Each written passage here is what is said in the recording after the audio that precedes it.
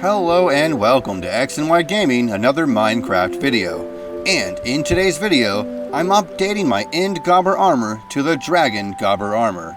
The first thing I need to do is check up on the materials I have so far. Since my armor allows me to glide a la Elytra, I need to gather a few blocks from the end. Naturally, the first thing I do is start mining lucky End Gobber blocks. Thanks, Kevin. Eventually, I find a sunken in ship, and while I do go for the city map, I am pretty much only here for some specific blocks. At the city, I make the work block I needed, which I'll get to momentarily, and then begin collecting things like the dragon head and Elytra, even though I already have some thanks to the End Lucky Gobber blocks.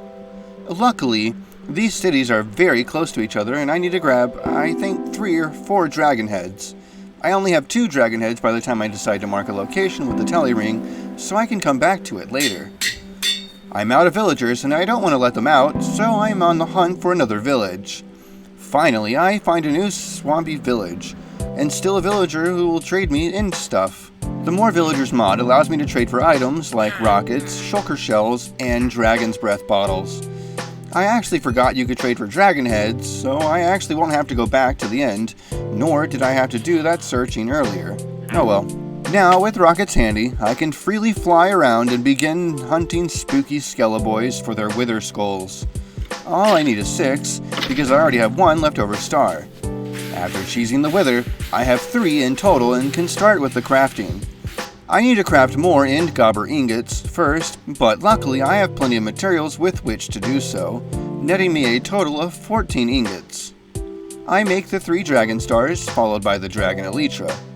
Now, with a smithing table, I can simply upgrade my current End Gobber armor without losing my protection for enchantments.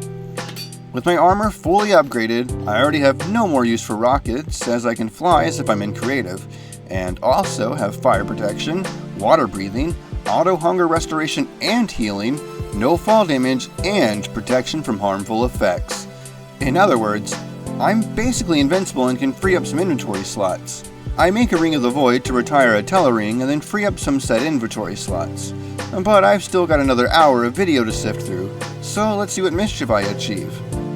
Now that I'm souped up, I'm starting to look for an ancient city. Spoiler alert, I don't find one. I do find my way back to this village again. I go hunting for more string and then use said string to craft some more staffs of ensnarement. One by one, I fill up my unnamed Pokeballs and head back. This guy is replacing the murdered librarian. He trades me for Sweeping Edge 3, which I do take for my sword. Although what I'm after is an enchantment called Quick Use. Since I don't want to free my employed villagers for breeding purposes, I start clearing out a nearby area to build on.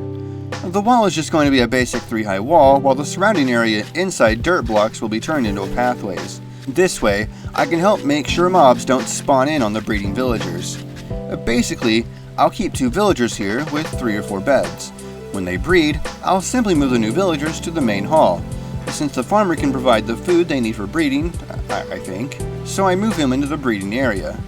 He'll be the main man that doesn't get moved. Now it's time to try and get Quick Use. This enchantment will allow me to fire arrows out of my sniper sword relentlessly without cooldown. And there, I finally get it.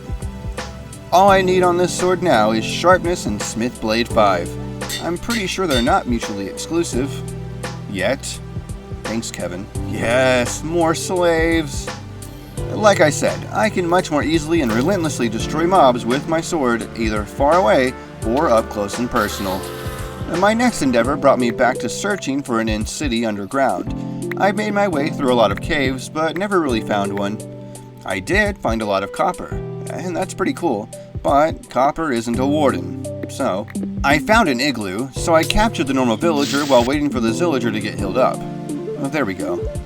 While out exploring, I came across this apparent witch's castle next door to a big swamp temple. Neither were particularly fantastic in terms of loot, though. Next, I find my way to an ocean monument submerged in ice. And naturally, the mobs were super easy to dispatch, though I unfortunately didn't find any sponges. I managed to find my way into a deep dark biome, but there was no ancient city nearby. I suddenly remembered the More Villagers mod was a thing, and that a certain profession got a 1.19 upgrade with a trade for a map that'll lead you to an ancient city. I trained the guy up and finally, there it is. The initial entrance is just a lush cave, which looks cool, but after doing the thing you're not supposed to do, I landed straight inside the ancient city. Naturally, I just floated around and effortlessly looted the chests. Oh hey, a warden!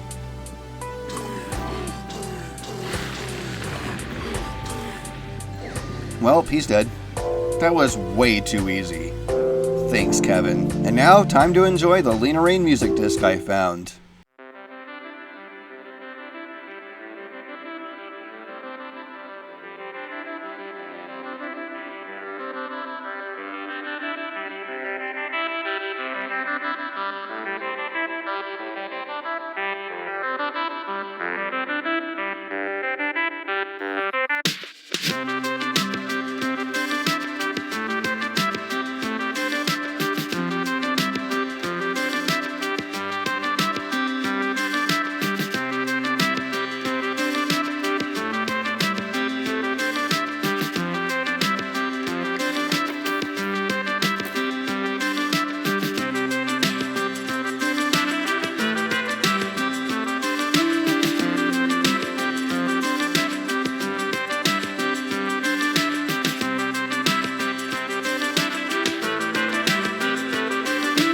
And that is essentially the conclusion to my 1.19 plus Gobbercore adventure.